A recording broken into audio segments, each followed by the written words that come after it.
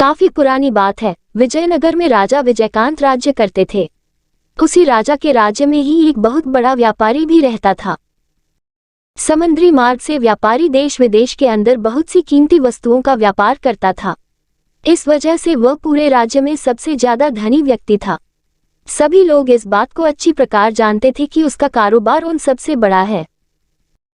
मूल्यवान रत्नों से भरे हुए उसके बहुत सारे जहाज विशाल समुद्र की छाती पर इस देश से उस देश की यात्रा के लिए घूमते ही रहते थे। सभी लोग इस बात से वाकिफ थे। लेकिन वह व्यापारी इतना अमीर होने पर भी एक नंबर का कंजूस था। धर्म, कर्म और सामाजिक कार्यों में भी वह एक पैसा देना भी पसंद नहीं करता था। पैसों के मामले में तो उसे किसी व्यक्ति पर भी विश्वास नहीं था। उसकी कंजूसी को लोग अच्छी तरह जानते थे। वैसे तो उसके बहुत सारे नौकर चाकर थे, लेकिन उन नौकरों में एक नौकर बड़ा अच्छा था जिसका नाम था धन्ना। अपने मालिक का बड़ा वफादार था।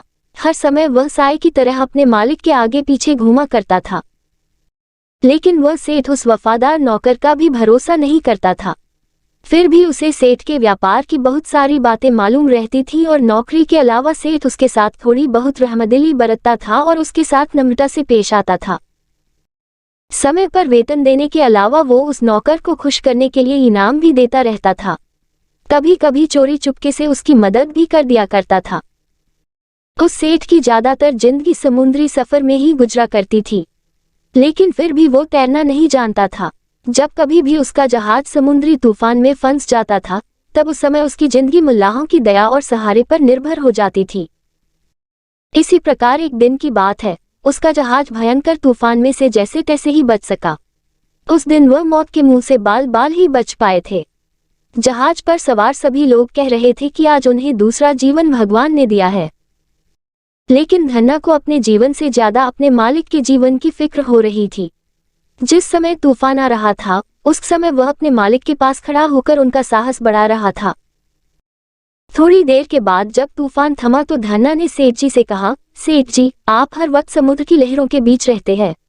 आपका जीवन हर वक्त समुद्र की लहरों से खेलता है, इसलिए आप तैरना जरूर सीख लीजिए।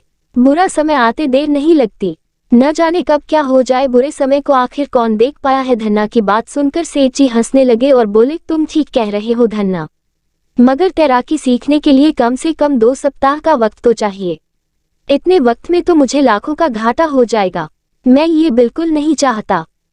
सेठ जी, मैं आपको 3 दिन के अंदर अच्छा तैराक बना सकता हूँ। सिर्फ 3 दिन में? धन्ना ने कहा। 3 दिन की बात करते हो? मुझे 3 घंटे का समय नहीं मिलता है। इतने दिन मैं बेकार कैसे गंवा दूं? जिस काम से कुछ कमाई न हो तो ऐसे काम में मैं 3 मिनट भी नहीं लगा सकता। सेठ जी मारे गुस्से के झल्लाए। बेचारा धन्ना खामोश हो गया। कहता भी तो क्या, लेकिन वह सेठ का आज्ञाकारी व वफादार नौकर जो था, इसलिए उसे दिन रात सेठ जी के जीवन की फिक्र रहने लगी। काफी सोच विचार करने के पश्चात धन्ना को एक विचार सूझा। एक दिन सही मौका देखकर उसने सेठ जी से कहा, सेठ जी, आप अपने कीमती वक्त में से मुझे 3 दिन भी नहीं देना चाहते तो आपसे एक विनती है। हाँ, निसंकोच होकर कहो धन्ना, क्या कहना चाहते हो? सेठ जी बोले, आप 2 खाली कनस्तर मुंह बंद कराकर और उन्हें बीच में से रस्सी बांधकर हमेशा अपने कमरे में रखिए। वक्त बेवक्त ये छोटा सा जहाज आपको बड़ी मदद कर सकता है। धन्ना ने अपने मालिक से विनती की। सेठ जी को भला इसमें क्या ऐतराज होता। उन्होंने धन्ना से कहा, जैसी तुम्हारी मर्जी, तुम कनस्तर मेरी केबिन में रख देना। अब धन्ना खुश हो गया। उसने अपने दिल में ऐसा महसूस किया जैसे अपने मालिक को मौत के पंजे से छुड़ा लिया हो। वह दौड़ा दौड़ा गया और 2 कनस्तरों की नाव इच्छानुसार बनवाकर सेठ जी के केबिन में रखवा दी और निश्चिंत हो गया। जिस घटना की धन्ना को हर समय फिक्र लगी रहती थी, आखिर एक दिन वही घटना सामने आ गई। सेठ जी का जहाज एक रोज समुद्र की भयंकर तूफानी लहरों में फंस गया। काफी कोशिश करने के बावजूद भी स्थिति मल्लाहों के नियंत्रण के बाहर हो चुकी थी। ये देखकर मल्लाहों ने सभी लोगों को अपनी अपनी जान बचाने के उपाय करने के लिए सुझाव दिया। उस समय धन्ना भी वही था। वह अपनी जान की परवाह न करते हुए भागा हुआ सेठ जी के केबिन में गया और अपनी बनवाई हुई कनस्तरों की नाव को उनके हाथों में देकर बोला, सेठ जी, आप इन कनस्तरों की नाव में बैठकर भगवान का नाम लेकर समुद्र में कूद जाओ। जहाज में चारों तरफ से तेजी के साथ पानी भर रहा है। अब इसका बचना मुझे नामुमकिन सा लग रहा है। था तो मुझे भी दिखाई दे रहा है, लेकिन एक तरफ तो हीरे जवाहरातों से भरे हुए 4 संदूक हैं और दूसरी तरफ तुम्हारे ये दिए खाली कनस्तर हैं। आप क्या कहना चाहते हैं सेठ जी? उसने आश्चर्य से पूछा। इन संदूकों को छोड़कर खाली कनस्तर को लेकर समुद्र में कूद जाना क्या बेवकूफी का काम नहीं है? इतना कहकर सेठ जी सबसे कीमती रत्नों से भरा संदूक लेकर समुद्र के अंदर कूद पड़े। धन्ना ये सब देखता रह गया। सेठ जी की इस बेवकूफी से भरी हरकत को देखकर धन्ना ने अपना सिर पीट लिया। लेकिन अब क्या हो सकता था? जो होना था वो तो पहले ही हो चुका था। उस भयंकर समुद्री तूफान में धन्ना को अपनी जान की भी परवाह थी, इसलिए वह इन कनस्तरों की नौक को लेकर खुद समुद्र में जान बचाने के लिए कुछ पड़ा। उसके कूदते ही एक लहर की चपेट ऐसी आई कि जहाज संभल नहीं सका और समुद्र के विशाल उदर में समाता चला गया। उस कनस्तरों की नौक ने धन्ना की बड़ी सहायता की। उसने उस नाव को अपने शरीर से कसकर बांध लिया और समुद्र की लहरों के साथ लगातार 24 घंटे इधर उधर तैरता रहा। अगले दिन वह उसी नाव के सहारे एक टापू पर जा पहुंचा। वहां पहुंचकर उसे थोड़ी राहत मिली। उसका शरीर थककर चूर हो चुका था। अब तूफान भी शांत हो चुका था। समुद्र में लहरों की हलचल अब समाप्त हो गई थी। उसने टापू पर पहुंचकर चैन की सांस ली और अपने शरीर को निढाल छोड़ दिया। फिर धूप में लेट गया।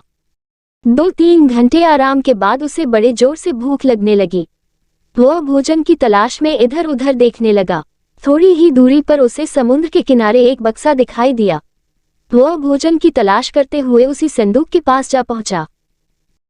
संदूक के पास जाकर वह हैरान रह गया। ये वही संदूक था जिसे सेठ जी लेकर समुद्र में कूदे थे।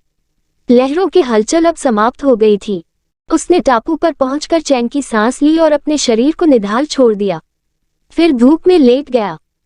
2-3 घंटे आराम के बाद उसे बड़े जोर से भूख लगने लगी।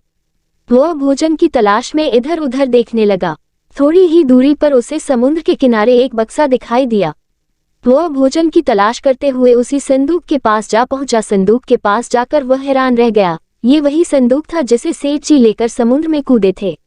लहरों के थपेड़ों ने सेठ जी को अपने गर्भ में छिपाकर कीमती रत्नों से भरे संदूक को बाहर उछाल दिया था। धन्ना ने आगे बढ़कर उस कीमती रत्नों से भरे संदूक को उठा लिया और उसे अपने घर ले जाकर आराम से रहने लगा। प्यारे बच्चों, इस कहानी से हमें ये शिक्षा मिलती है कि इंसान को लालच कभी नहीं करना चाहिए। कभी कभी ये लालच इंसान की जान भी ले लेता है।